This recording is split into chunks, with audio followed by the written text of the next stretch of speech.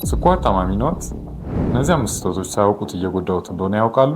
በተለይ መጨረሻው በጣም የሚዘነጋና እንደ ቀላል የሚታይ ነገር ስለሆነ ሰዎች ብዙ ጊዜ አያደርጉትም። ስለዚህ እስከ መጨረሻው ድረስ ይከታተሉ። አንደኛ፣ በሐኪም የታዘዘን መድኃኒት መዝለል። ብዙ የስኳር ታማሚዎች ትንሽ ሲሻላቸው መድኃኒታቸውን ይዘላሉ ወይም በስትክክል አይወስዱትም። ይህ ደግሞ ላልተፈለገ የስኳር መጨመርና የተለያዩ ውስብስብ የስኳር ሁኔታዎች ውስጥ ሊከታቸው ይችላል። እየታከሙ እንዳልታከሙ ይሆናሉ። ስለዚህ ሐኪም እንዳዘዘው መድኃኒትን መውሰድ ያስፈልጋል።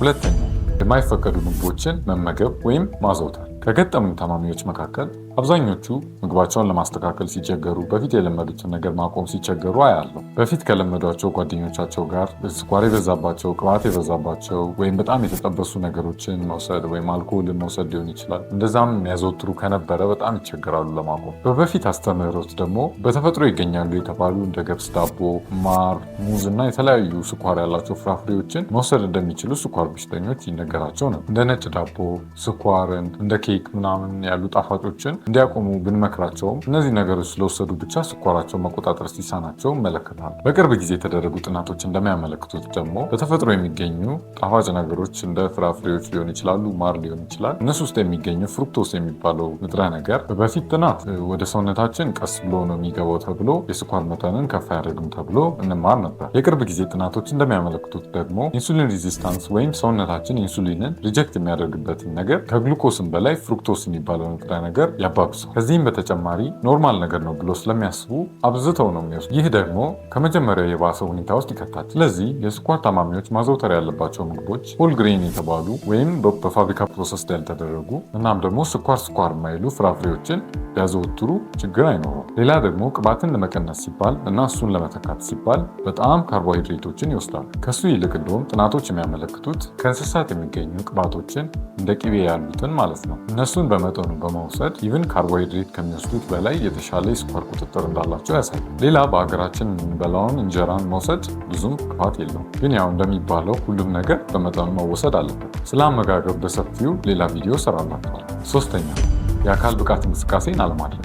የአካል ብቃት እንቅስቃሴ ማድረግ ግሉኮስ ወደ ጡንቻዎቻችን እንዲገባ ያደርጋል። በተዘዋዋሪ ኢንሱሊን ሬዚስታንስን ይቀንሳል ማለት ነው። በተቃራኒው ደግሞ እንቅስቃሴ አለማድረግና ለረጅም ሰዓት መቀመጥ በሰውነታችን ያለውን የኃይል ፍላጎት ይቀንሳል። በሰውነታችንም ውስጥ ስኳር እንዲበዛ ያደርጋል፣ እንዲከማች ያደርጋል። ሰውነታችንም መድኃኒት በምንወስድበት ሰዓት እንዲወፍር ያደርጋል። ቀስ በቀስ የመድኃኒት ፍላጎታችንን ይጨምራል።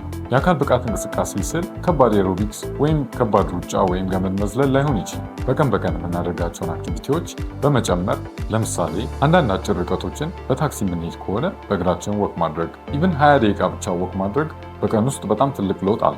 ሊፍት የምንጠቀም ከነበረ ደረጃን መጠቀም፣ መኪና ደግሞ ከሆነ የምንጠቀመው አጫጭር ርቀቶችን በእግራችን ለመሄድ መሞከር። አሁን እንደውም ነዳጅ ይቆጥብልናል።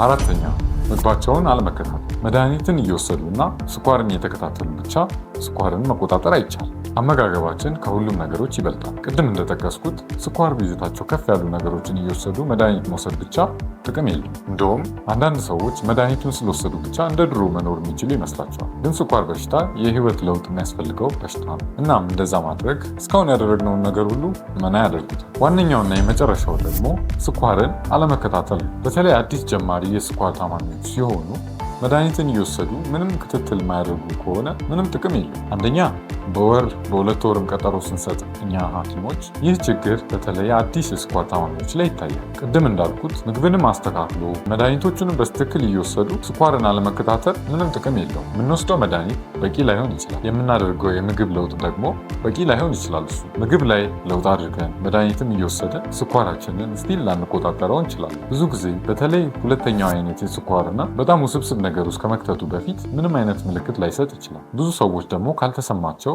ስኳራቸውን አይለኩም። ይህም እንዳልኩት ክትትላችንን የስኳር ሕክምና ምን ያደርገዋል? ለመለካት እንኳን ስትሪፕ ቢቸገሩ ቢያንስ ጠዋት ከምግብ ከመብላት በፊት ያለችዋን የስኳር መጠን እየለኩ መከታተል ይቻላል። በትክክል የተረጋገጠ የስኳር ህመም ያላቸው ሰዎች የቀን የስኳር መጠናቸውን ማወቅ አለባት። ክትትላቸው ላይ ደግሞ ሐኪም እንደሚያዛቸው በየ3 ወሩ የሄሞግሎቢን ኤዋንሲ የሚባለው መሰራት አለበት። ስለዚህ ከላይ የጠቀስኳቸውን 5 ነገሮች መተግበር የስኳር በሽታን ለመቆጣጠር ከተቻለም ሪቨርስ ለማድረግ ይጠቅማል። መጀመሪያ እንደጠቀስኩት የስኳር ህመም የአኗኗር ዘይቤ ለውጥ ያስፈልገዋል። እነዚህ እና ተመሳሳይ ይዘት ያላቸውን ማብራሪያዎች ለማግኘት ይህን ቻናል ይከታተሉ። እስከ ቀጣይ ቪዲዮ መልካም ጊዜ